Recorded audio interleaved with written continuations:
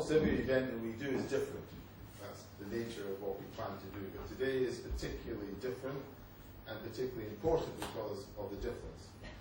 And the reasons why it's different is as follows. First of all, we've never had a poetry reading before. Some of us have wanted to do it for a long time, but we've never really found the right vehicle. And then a certain Carol comes in and says, "Hi, I'm Carol Dine," and all of a sudden the right vehicle is here. We know, everybody knows Thelma, so the opportunity to work with Thelma was a no-brainer, so that was easy. And then there's a special artist in Boston by the name of Sam Back, who I've known for maybe 15 years. It's a great privilege to know him. I bought my first painting of Sam Back, I have 3. I actually went back to Calc to check through my records, and I had to go through the archive. I bought it in 1979. That was my first painting by Sam, in 1979. So we put the 3 together, and the answer is that it's a no-brainer, we have to do it, and I'm delighted to say that we are doing it. We have a number of SERPs. So the SERPs are that I will speak to Thelma, she'll speak to me, I'm going to speak to Carol, she'll speak to me.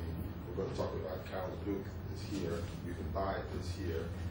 But the one uncertain part is whether we're going to get Sam back up there from Boston. Because we're good at curating exhibitions, and we're just not that good at being the Apple of the technology world, so we can only hope. Apart from all these first, why are we all here? Well, we're actually all here to celebrate a book, a poet, and an artist. And they all combine into what's provocatively called Orange Night. And I think when you see the book, and when you hear the readings, you'll understand why this is really a very important book, and it's an important addition to the library, not just of poetry and art, but also Holocaust studies, because it confronts that dark period in a very, very different and very personal way, and I think that's something that we're going to try and explore this afternoon. So, let me run to you, Thelma, first, because I had no idea that you were and are a very old friend of a certain Sam Back. Yes, I'm here to tell you about Samuel Back. Sammy was born in what was then Vilna, now known as Vilnius, in Lithuania. And as a child, the Nazis came, and he and his family had to live in the ghetto. And he knew from the moment he was born that he had to paint and draw. That was going to be his life. And at the age of 9, he had his first exhibition in the ghetto. He actually, as a child, had an exhibition in the ghetto. His father was sent off to a forced labor camp, and when the ghetto was destroyed, he and his mother were sent to that labor camp, and for a short while they were reunited with his father. And he and his mother managed to escape. His father did forced labor, and a few days before the end of the war, his father was taken to the forest and murdered and shot. He and his mother were saved. They only live today through the wonderful courage of a nun and a priest and a teacher. His mother happened to have met this nun, and this nun decided to save. She saved 12 Jews in a bookstore which was part of the convent, but it was also in the same building where the Nazis were. So they had to not make any sound at all. They mustn't know they were there. And these wonderful people fed these 12 Jews and saved their lives. And at the end of the war, as you probably know, no country in the world would take in the survivors of the Holocaust. And so Sam and his mother were sent to a displaced persons camp in, I think it's called Landsberg, and I think it was in Germany. And he was there until 1948, when Israel was established. That was the first place they could go and find a home. And a wonderful story he told me, that he went to the Washington Holocaust Museum not so long ago, and they have a lot of videos there, and there's a video of that displaced persons camp and there was a little boy painting, and it was him. He saw himself on the video. When he got to Israel, he was at school. He was a young teenager then. He did his army service. And at the end of the army service, he said to himself, I want to learn about stage design. There was a famous director who did a lot of his own stage design called Peter Fry. And he went to Peter and said, can I learn from you about stage design? Peter said, well, show me your portfolio. And as soon as Peter knew about art, as soon as he saw the portfolio, he said, I can't teach you anything. You saw how brilliant he was. He said, but Halsot, I still want to learn about stage design. So Peter gave him the job as an assistant designer on his next production. He was so good that on the following production, he gave Sam the full job of doing all the scenery and costumes. It was a play based on a story of Sholem Aleichem called Ancho, about a tailor who wins the lottery. But more than that, Peter became a surrogate father for Sam. He took him home, they cooked together, Peter taught him about classical music, and really became a father, and in time, a very close friend. Later on, I come into the picture because then I married Peter Fry. I was already 45, Peter was 56 at the time. It was my first marriage, it was his third. And to show how close their friendship was, we got married in Israel, and very unlikely in Israel, there were only 35 people at our wedding. Usually there are hundreds. And they were all family apart from 6 people, and 2 of those people were Sam and his wife, which shows how close they were. And although my husband died many years ago, Sam and I have maintained a very, very close friendship. And for his 70th birthday, he now lives in Boston. I went to Boston as a surprise guest at the party. You were there, that's when I met David as well. And on that occasion, I met a man called Romantis, who'd come over from Vilnius. He actually had been writing a book on non-Jewish people who had saved the lives of Jews during the war. And that's how he came to meet Sam, and they became very close friends. Now, last May, came back in June, I fulfilled a lifetime ambition and did a trip to the Baltic countries, because my family also come from Lithuania, and I was able to go to the towns where my family came from. And I finished the tour in Vilnius, where again I met Romantis, and had the great privilege of going to all these places that were part of Sam's childhood, where he lived before the war, the ghetto, the place where he was hidden, and in the end the forest where his father was murdered. So it is with great emotion and great, great love that I give you the work of my wonderful and now world-famous and great artist, Samuel Beck. Thank you.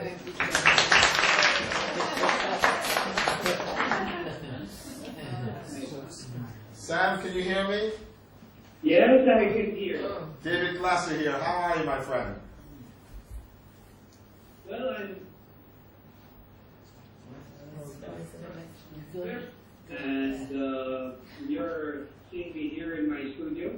Yeah. But actually, I was downstairs with some friends who came to see my grandson, who is now with us. My second grandson, who is 17. Wow. And how is Jose and the family? And it's an incredible pleasure to be with this boy. Good. Today, wonderful. We are, enjoying this beautiful day very much. Worked quite a lot. There are 2 more books going to come up, and another exhibition, and a lot cooking. Terrific, terrific. Sam, we've got 45 people here waiting to get to know you a little bit better. So, in not a lot of time. So, Yes. Sam, we already know through Thelma that you're a prodigy artist and you were born to paint, which is true, and you had your first exhibition in the ghetto in Vilnius. Tell us a little bit, if I may, about the moment when you really came back and decided that you wanted to make art and painting your whole life? It was your mission. I'm doing it because I was a good child and I have followed the orders of my family.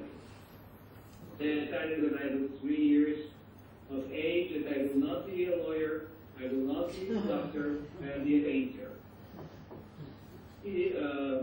But a Jewish family, wow.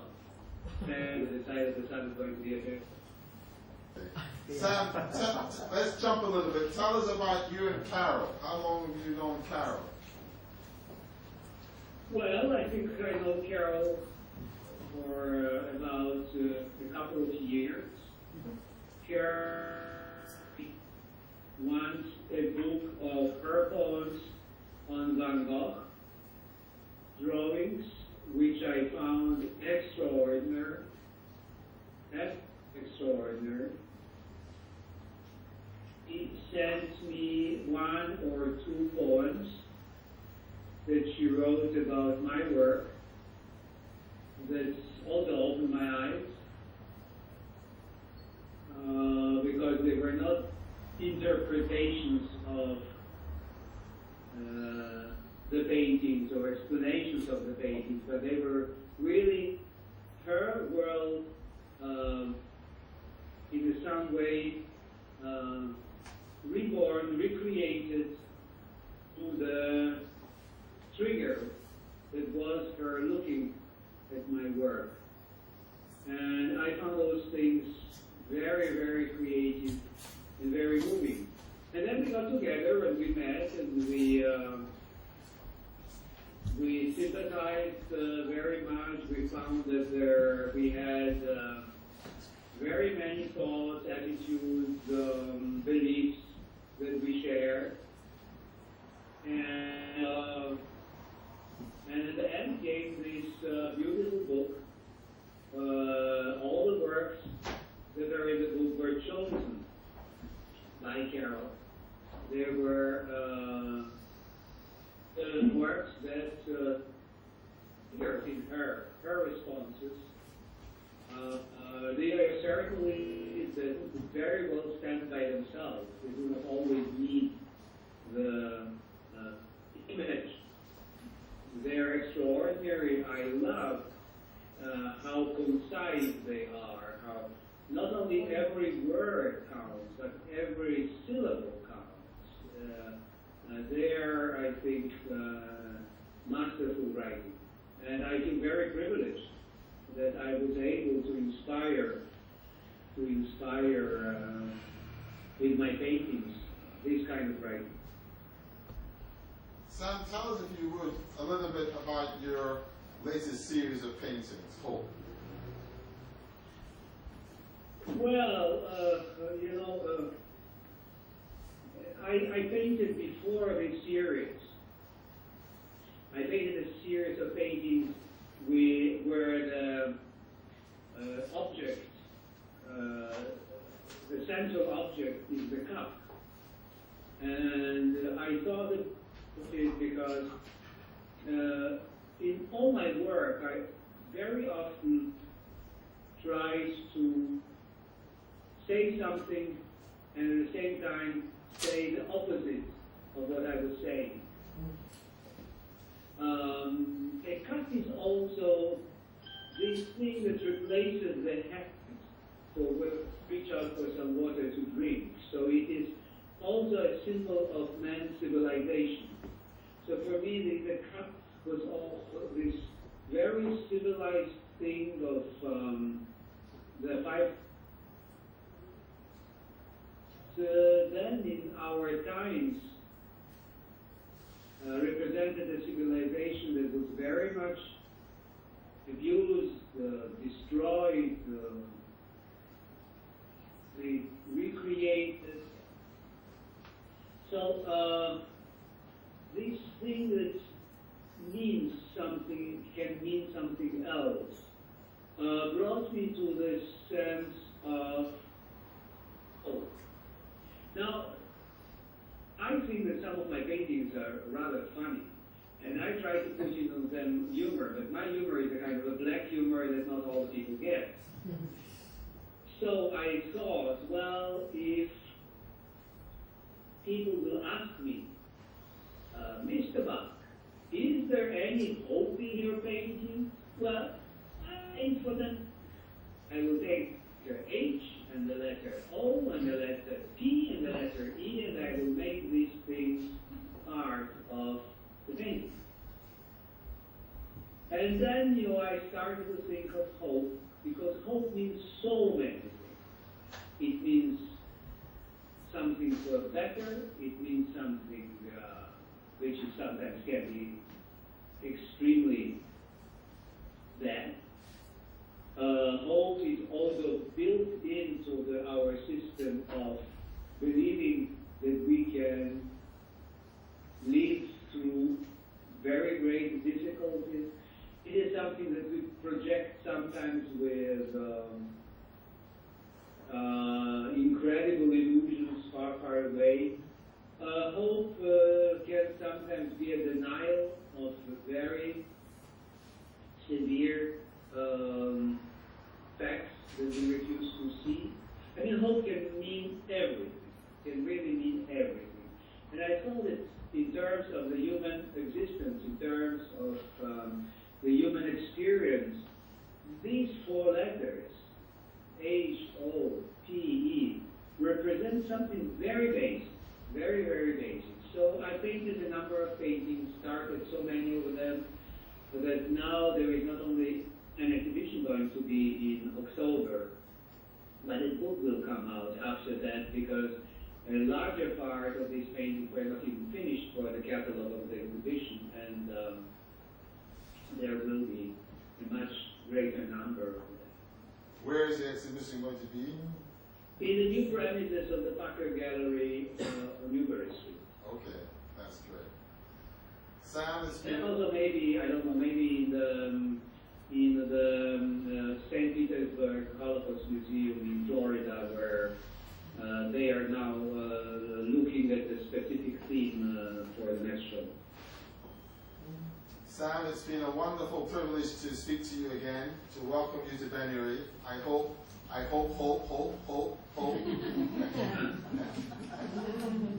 hope the next time that we will see each other is here in London with your paintings hanging in our walls.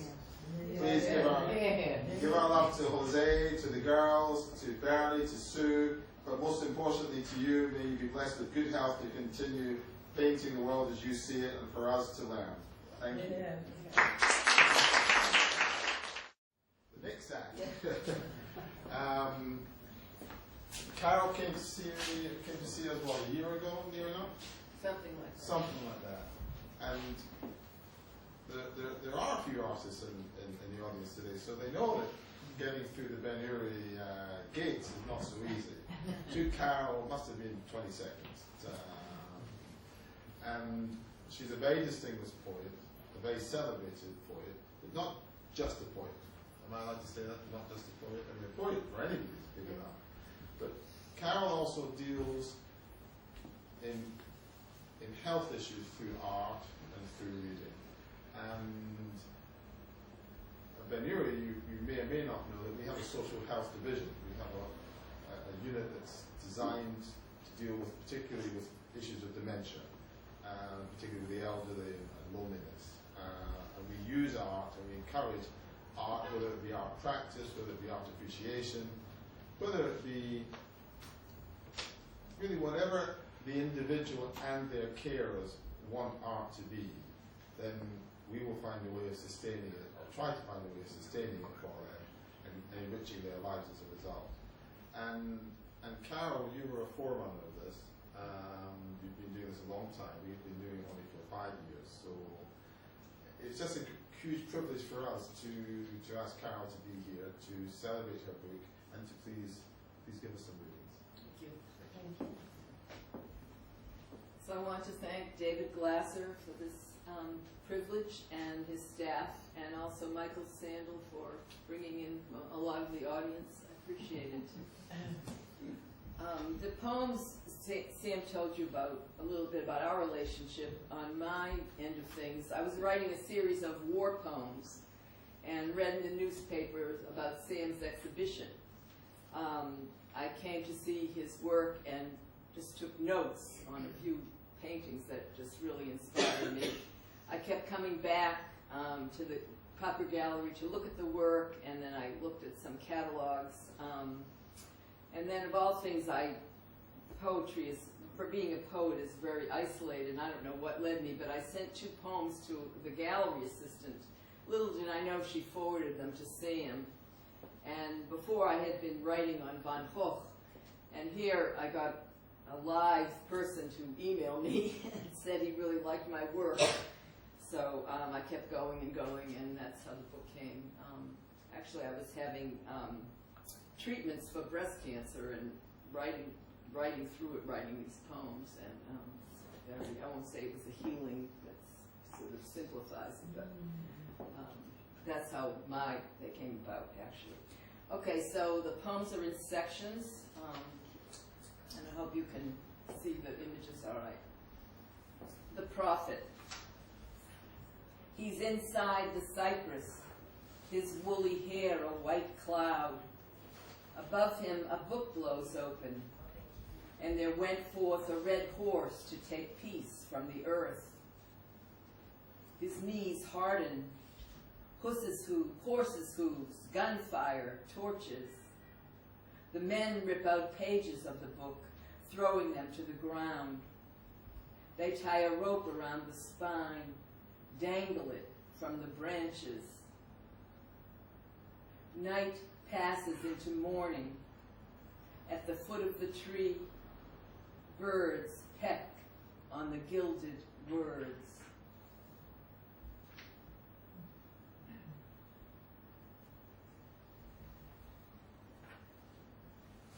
Alley. Facades adorned with azure light that floats down the alley into a scatter of empty bowls. Hanging over a door, a ladle like a mezuzah. A child's first cup, a grandmother's lost pitcher. Ribs pile up like butter knives.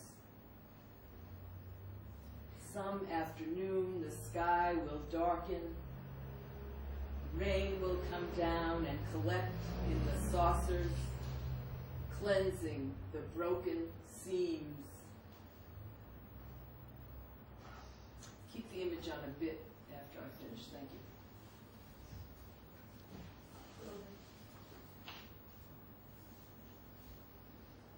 Trying to get out.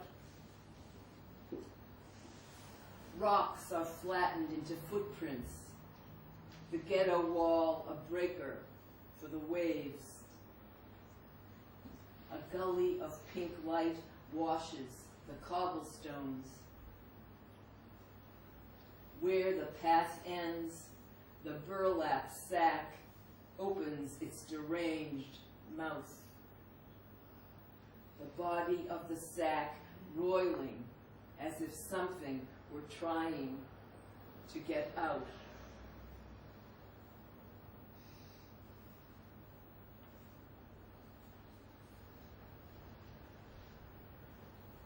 Again, leave it like another 2 seconds on after I'm finished. Thank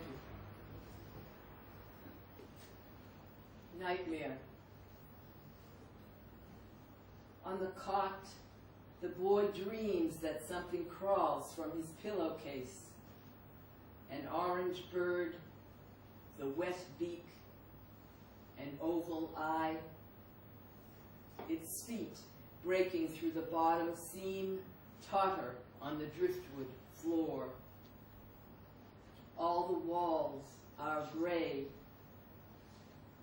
Above his head, someone has drilled an opening in the plaster, layered like a nest. A real cloud peeps through the circle, as in a faraway movie. Suddenly, thundering boots, men shouting.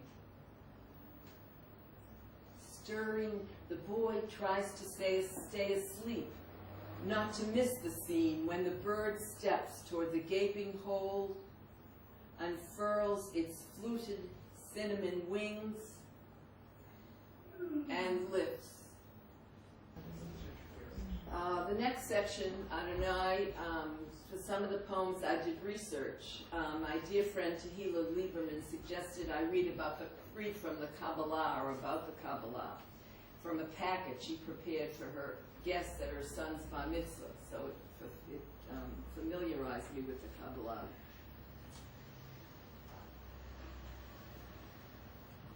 After the flood, the frozen waters, thorned glaciers, flakes of fire scorch the forest floor. It is neither day nor night. A veiled haze roils the abyss, treading the horizon between sky and the sundered villages, a continuous line of souls. He will pray for each soul as it descends to all that was, under his watch, ravaged.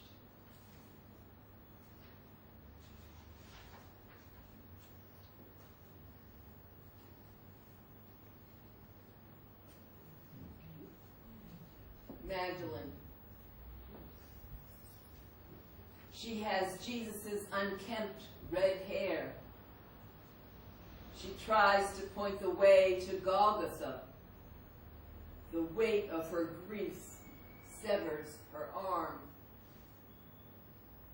Spiraling behind her, smoke from the crematorium where Jesus would have died again. In the darkened niche, she closes her eyes, prays for history's resurrection.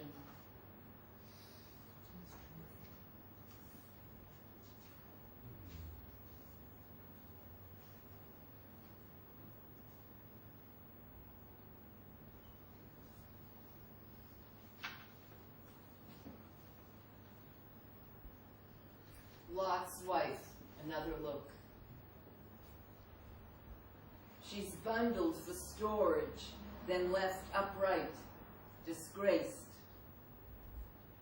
Face shrouded in gray cloth, her necklace a rope. Her breast is the mouth of an earthenware jar, weighted with salt. Defiant again, she leans into a wash of clouds. In the mist above her, God's punishing eye.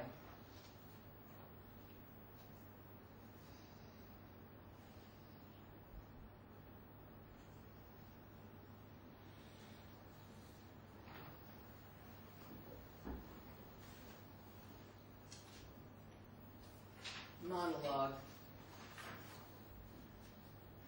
Lord, hear my prayer. You formed me from a cloud, my wings spread wide as an eagle's, lit from within. But I grew weary of being black coal, a small voice, your whisper. I disobeyed, shouted into the wind. Suddenly I felt snow cold, and I was falling through dark layers of time, with one heavy wing bolted on, hardening to plaster, the other wing gossamer, useless, a good eye, a sunken eye. Shall you remake me again, a pale blue urn for human ashes? Lord, forgive me. Lift me back into weightlessness, into your mouth, your voice, the magnificent thunder, the shuddering waves.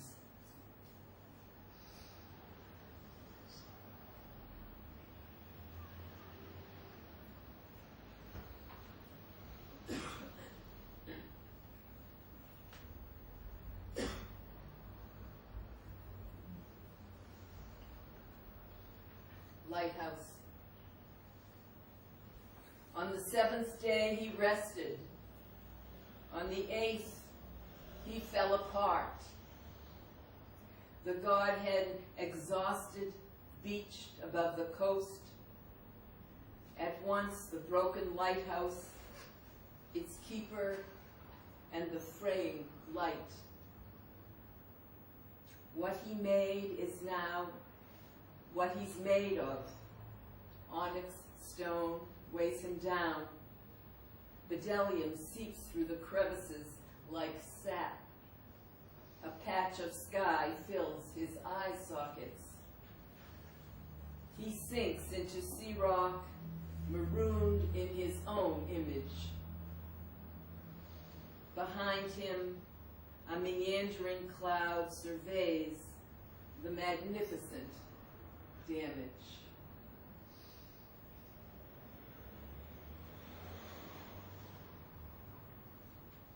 And again, the meandering cloud, I guess, is Sam's hope.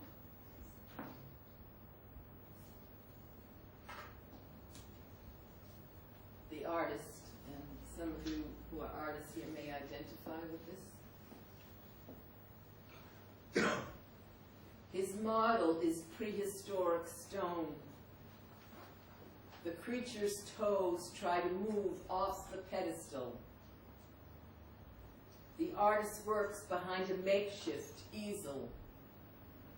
How to render both fossil and flesh. Coming toward him, a boulder gathering moss. He hears it as thunder rolling down the mountain. Adds a stroke of ochre. The sky divides. On one side, white light like ocean foam. On the other, darkness swarms. This is God's, the landscape, the artist, everything that is or will be broken.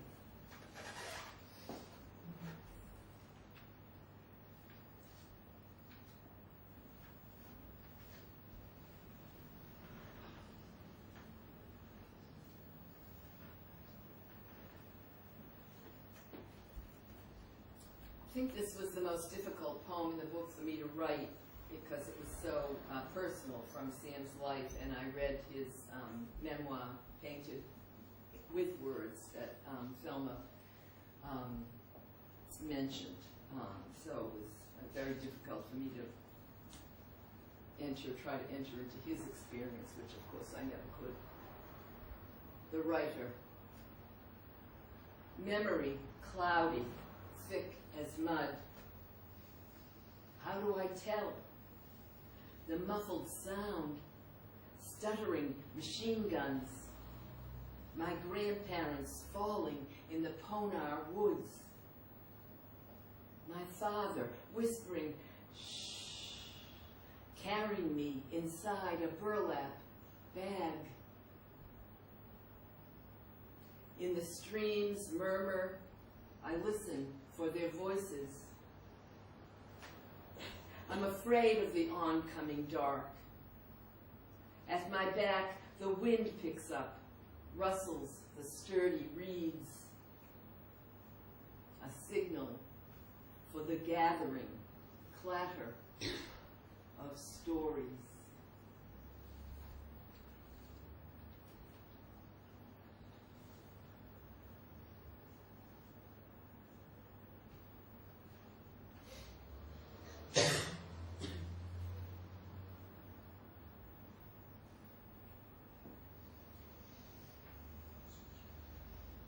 Quartet.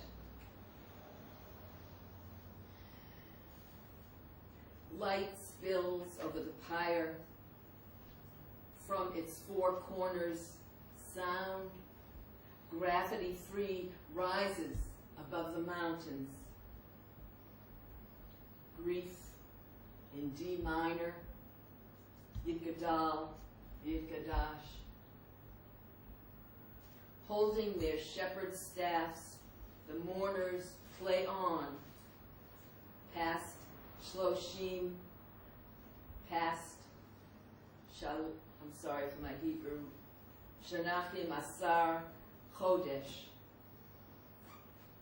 until their fingers are raw, bleeding, their beards overgrown like bittercress weed.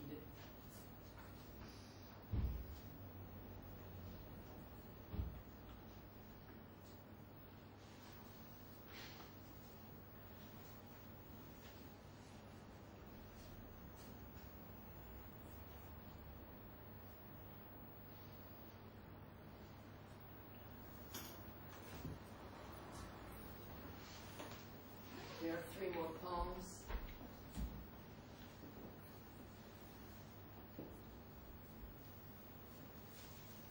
If Adam and Eve were old, they would ride in a wheelbarrow. Adam, sun-darkened, snug in the cart. Pale Eve, her gown frayed, leaning from a plank between the wheels. Behind them, steely blue specters of the suns they had to leave.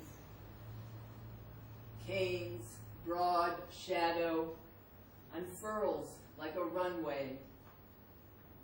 Abel's shadow cut short. The couple are tied to the past, to the unseen future. Exiled, they cannot move into their dream of the garden before all this dust, the parched grass, the broken road.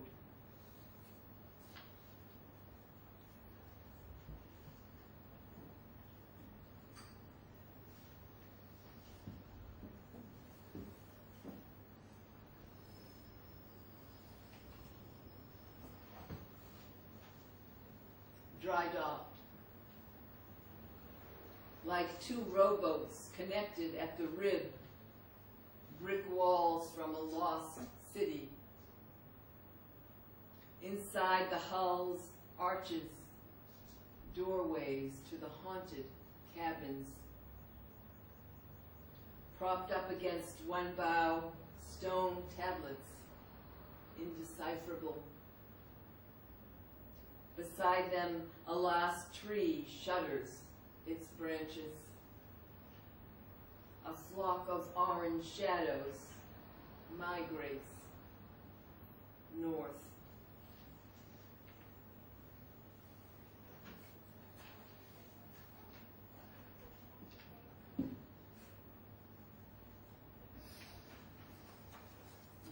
Thelma Ruby will read the last poem, please.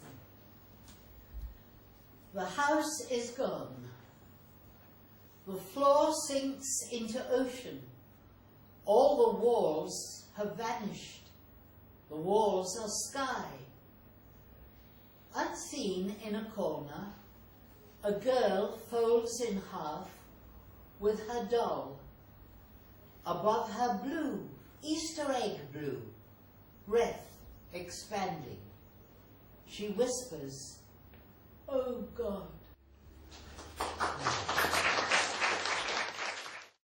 Questions? I have bumped up here, just wondering if there is anything that you would have liked to have from me, hear from me, or whatever. If you don't need me, just tell me and I'll disappear in space. Sam, I can't imagine that we would ever let you do that. We want you here. We want you to at least, if you always can't hear everything, at least be party to this wonderful conversation that we're going to have. Carol, how long did it take you to write these poems? The voice does not come through very well. Okay, well, Sam, I'm just asking Carol how long it took her to write these poems. A little under a year. A little under a year. Feverishly. Feverishly. How long, Sam, does it take you to paint one of your wonderful paintings? Well, I always work on on about 50 to 100 paintings at a time. Yeah. So I really do not know, because sometimes there are large paintings that take 1/3 of the time that some small paintings take. It just takes the time that they need. All I can tell you that at age 40, I painted much faster than at age 80. I'm looking forward to you telling me that in another 40 years. Good. Yeah, agreement. Let's open the session up to our wonderful audience. Who would like to ask? Yeah, now I'm working with the technique of painting faster, so maybe I'll, at 120, I'll paint faster than even at age 40. Questions, comments? Who picked the pictures to go with the poems? I selected the images that moved Carol, most. it is good seeing you there. I Well, do. thank you. Sorry. Do you like my dress? Yeah, it's almost as bad as the top. I think that I should leave you there for your afternoon, evening. Okay. And you only tell me if there is any specific thing that you want to ask, otherwise Anyone want to ask Sam a question? Anything for Sam? Sam, you told me you always paint standing up. Now, at age 80, are you still standing up to paint? And standing up for hours every day? Yes. I always stand, it's true, I stand every day about 7 to 8 hours. I cannot paint sitting. So in order to prepare for my painting, I try, before I start painting, to walk an hour. And then a bad habit that I took now is to take care of my feet. So I have a Russian manicurist who is always asking me how are her feet doing, because my feet aren't my feet anymore. I just wanted to Well, ask. these two things kind of solve my standing problem. I wanted to ask, when you start a painting, where do you start from? Is it from your imagination purely, or is it from a scene, a photograph? Where does it begin? You know, I think that paintings, Can you hear us? and I will use this voice only to say that I hope maybe still in my lifetime there will be an exhibition playing work in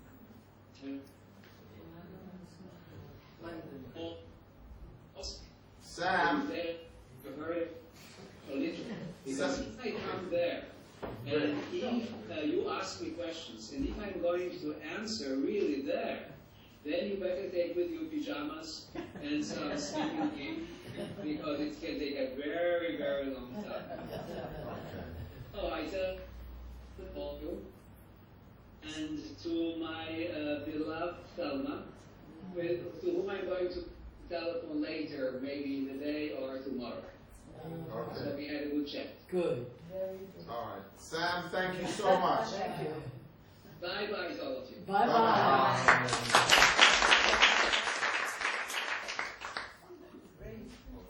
So any questions or comments I think, for me or something? could I just answer your Oh, question sure. on behalf of Oh, Sam? good.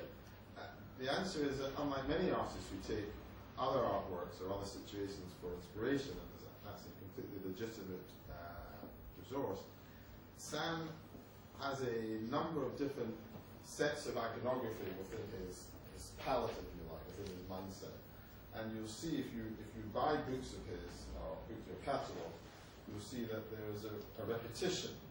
Each is interpreted differently, but the basic iconography is the same. So there are mountains, there are chimneys, Pears. there are pears, apples, doves, chessmen. So there may be 10 sets of iconography which he reuses. But the magic of the man, the magic of his art is that where he reproduces this in 2006, and you go back to 1986, where he's using exactly the same iconography, is a completely different thing. And that's what's really exciting about his work. So very often when you get to 80, you're entitled to be a little bit staccato, a little bit stale, a little bit repetitive, and it's never the case with Sam. Maybe when he's 120 he'll be stale, repetitive, but I suspect not. But that's the joy. That's why I said if you Google his work, you'll never see the same twice, and that's what's really exciting, and with layers. He took the famous photo of the little boy with his hands in the air, and painted many pictures based on that with the cat and the child. Other questions, please. I have one at home of his very early works. Yes. And it's very dark and unobjective. It's when he first really came out of it. He only found colour more afterwards, and now his colour is incredible. It's so beautiful. Can I ask Carol about the process of writing? Process. Oh, my process. Again, even some of the beautiful paintings or drawings wouldn't move me. Just certain ones you look at, and all of a sudden I would get words or lines, or just it's almost my subconscious going into the painting. I mean, I know right away. I don't know how the poem is going to be, but I know right away I'm going to be able to write or access my subconscious. Sometimes there are too many objects, I can't do that. But, good question, yes. So these are narrative paintings, and you have written a narrative to go with them. Subsequently, did you talk to Sam and see if your narrative matched his? No, he did not. I would send them to him, and some of them, and he just would never critique. He'd say he has now a different way of looking at that painting or drawing. The one, his dealer, Bernie Pupper, there was one that trying to get out, and I had written, I apologize, I had written the ghetto as metaphor, and he said, you can't do that. I mean, he was speaking Sam and beyond Sam, so I reinterpreted. But no, there was no... So otherwise they're independent? Oh, yeah. It was just wonderful to have him, I'd send something to him, and I took 3 days, and he'd write back, no, I see that painting differently, I may do a series or something, just to, as I told you, I have a book by Hoch in poems, and he wouldn't talk. I mean, sometimes he talks to me, but that's my own problem. One of the most moving parts of his story is that when they escaped from this labour camp, and his mother was in the depths now, she didn't know what to do, and she went to a bridge, and Romantis took us to the bridge with the idea of throwing herself off, committing suicide, and taking the child with her. And at the last minute she felt she couldn't do it, and she just remembered that she'd met this nun who turned out to save their lives. But that he lived through and remembers and writes about in his book as a child, from this particular bridge is where she was going to throw herself over. And it's true about the burlap too, how they escaped, Yes. and his father wrapped him in a burlap bag in order Took him out of the camp, the to labor camp. out of the labour camp, and they managed to escape. Nobody else survived. None of the others. He knows what a miracle it was that he and his mother survived. I stayed with them. He went to Switzerland after he left Israel, and Peter and I stayed with them in Switzerland.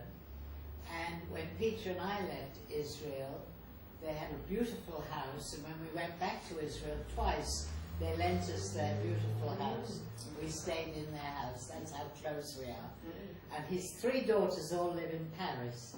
So each year when he comes over to see his daughters, I get into the Eurostar so as I can spend a little time with him. And I've stayed with him too in Boston. It's a very precious friendship.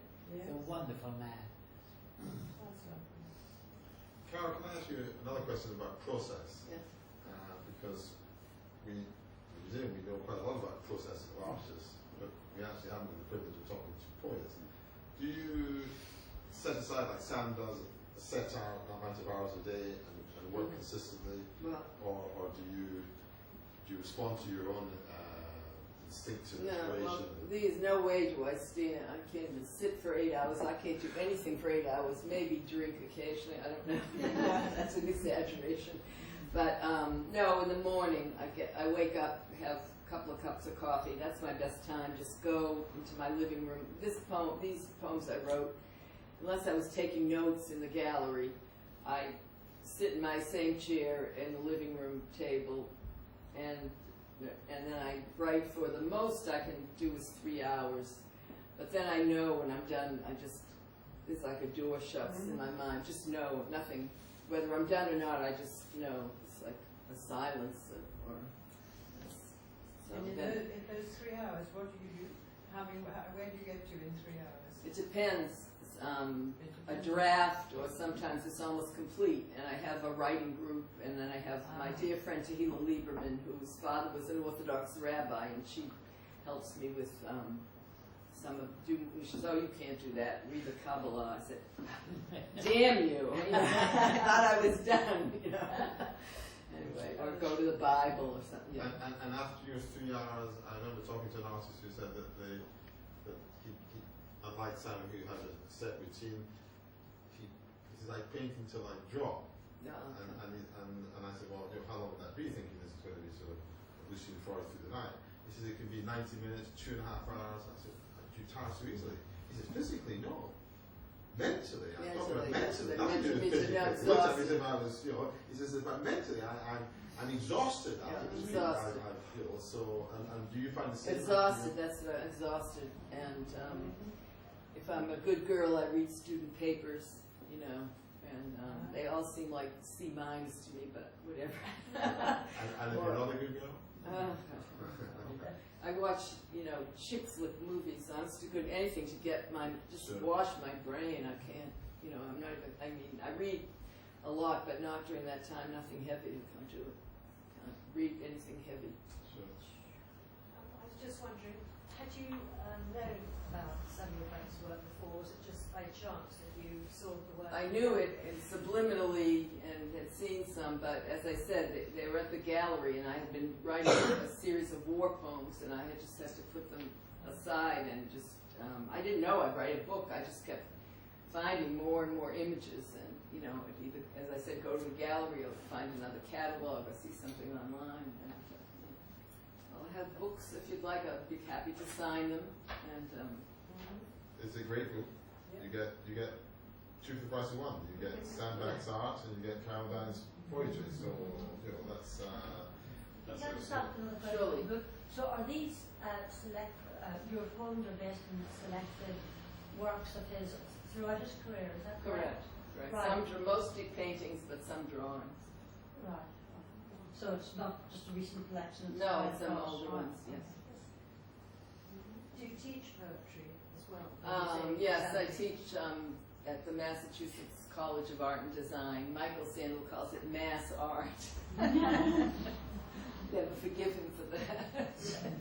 I teach that. I teach memoir, because I've also published a memoir. And then the required written communication course. Well, I think we've been the lucky ones today. Yeah. Absolutely enthralling. So, to Sam, I thank on your behalf. Thelma, thank you so much. Huge thanks for being here, for being your ever wonderful self, and for Carol for coming across and just making this day very special. Thank you so Thank much. you.